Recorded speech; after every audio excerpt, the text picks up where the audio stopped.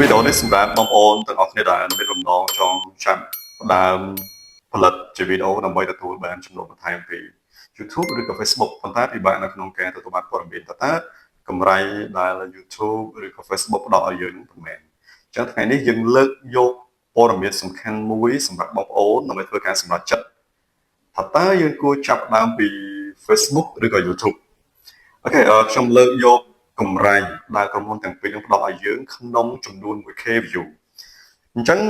យើងចូលទៅមើលទាំងអស់គ្នាណាសម្រាប់ Facebook ក្នុង 1k view ជាប្រភេទ long video បងប្អូន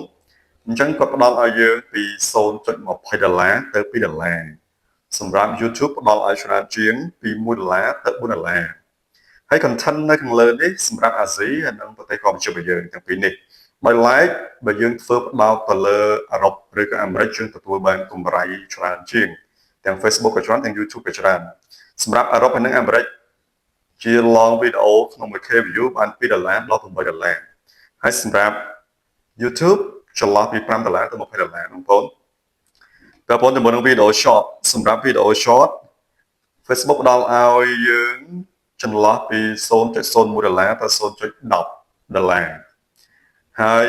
សម្រាប់ YouTube ផ្ដល់ឲ្យយើងពី$0.01ទៅដល់$0.06អញ្ចឹងយើងឃើញថាក្រុមហ៊ុនពីរនេះក្រុមហ៊ុន YouTube តែងតែផ្ដល់កម្រៃឲ្យអ្នកផលិតមាតិកាអ្នកធ្វើវីដេអូដើម្បីរកចំណូលច្រើនជាងអញ្ចឹង